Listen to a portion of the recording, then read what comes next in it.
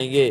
بھائیو آؤ ہاتھ اٹھاؤ، دل کو جھکا کر آنکھوں میں آنسو بھر کر دعائیں مانگے، یا اللہ ان تمام مرحومین کی مغفرت فرما، کہو آمین۔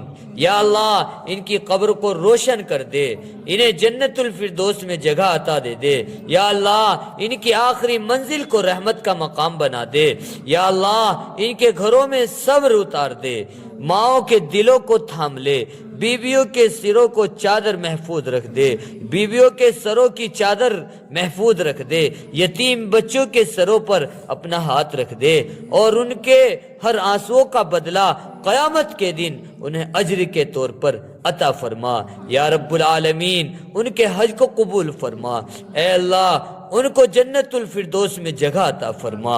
بھائیو اللہ تبارک و تعالی کہنے سے زیادہ عمل کی توفیق عطا فرمائے۔ ایک چھوٹی سی بات اور عرض کر دینا چاہتا ہوں، زندگی بہت مختصر ہے، الحمدللہ اس حادثے سے سبق لو۔ الحمدللہ رب العالمین والصلاة والسلام علی رسولہ الکریم، اما بعد فاعوذ باللہ من الشیطان الرجیم، بسم اللہ الرحمن الرحیم، کل نفس ذائقة الموت، صدق اللہ العظیم، وقال النبی صلی اللہ علیہ وسلم الدنیا مزرعۃ الآخرہ، او کما قال علیہ الصلاة والتسلیم۔ اما بعد فاعوذ باللہ من الشیطان الرجیم، بسم اللہ الرحمن الرحیم۔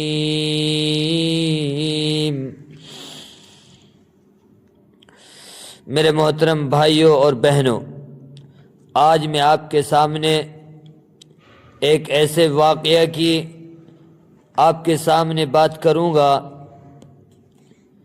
جس کے سننے کے بعد ہمارے دل جو پتھر بنے ہوئے ہیں وہ اللہ تبارک و تعالی منور کر دے گا۔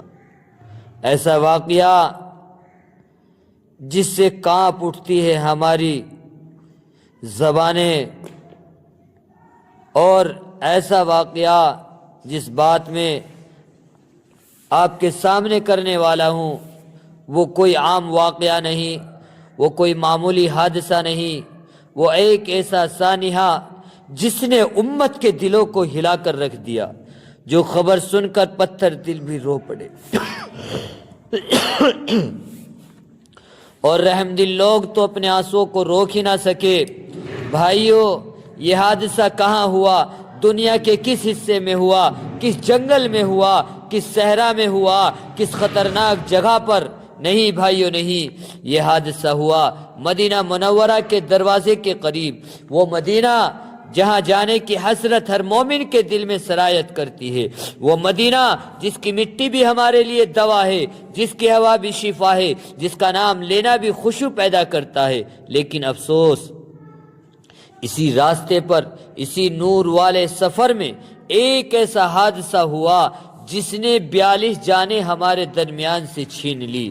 بھائیو سنو، ذرا تصور تو کرو وہ لوگ کون تھے؟ یہ وہ لوگ تھے جنہوں نے ابھی اللہ کے گھر کا طواف کیا تھا، زمزم پیا تھا، صفا مروہ کی سعی کی تھی، جن کے چہروں پر ہجرت کی خوشبو تھی، جن کے دل مدینے کی زیارت کے تصور سے دھڑک رہے تھے، وہ لوگ جو مکہ سے مدینہ جانے کے سفر پر تھے، وہ سفر جسے عاشق لوگ سفر محبت کہتے ہیں، وہ راستہ جس پر ہر قدم پر نبی کریم صلی اللہ علیہ وسلم کی قدموں کی یاد آتی ہے، اور وہی راستہ، وہی مقدس سفر ان کے لیے آخری سفر بن گیا۔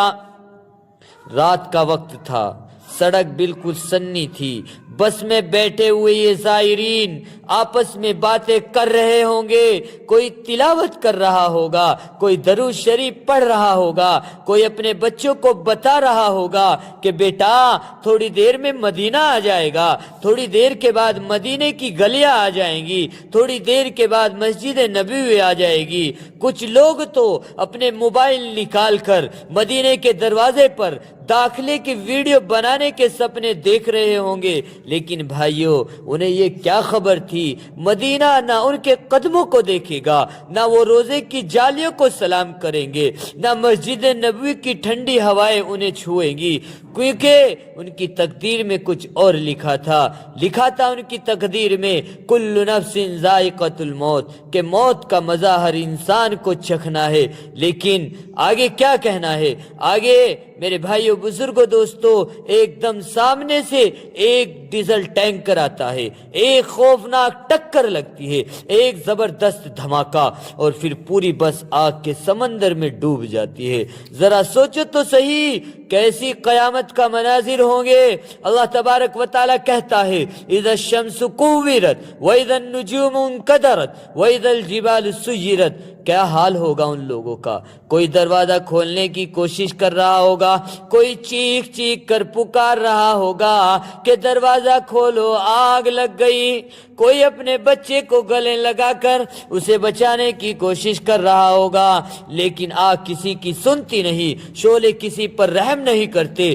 धुएं ने अंदर बैठे लोगों का दम घूट लिया और आग ने चंद लम्हों में 42 जिस्मों को जला डाला। आइए मेरे भाइयों, 42 खानदानों को चिराग बुझा दिए।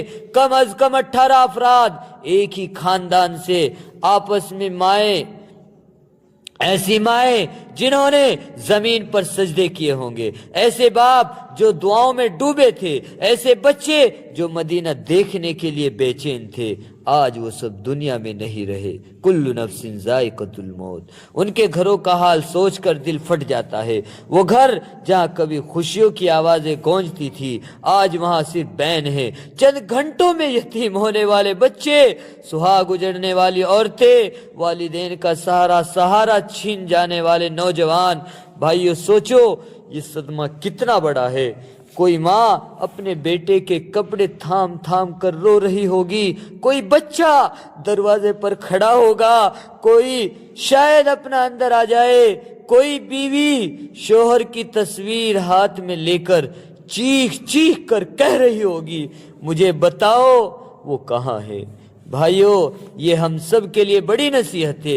यह हादसा हमें झंझोड़ रहा है कि जिंदगी की जमानत नहीं, सफर की जमानत नहीं, वक्त की जमानत नहीं, और मौत तो किसी भी लम्हे में, किसी भी शक्ल में आ सकती है।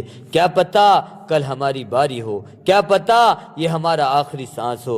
उन 42 मोतमीरीन के बारे में सोचो, शायद उन्होंने कभी सोचा भी ना होगा कि मदीने के दरवाजे तक पहुंचते पहुंचते वो अपने रब के दरबार में पहुंच जाएं।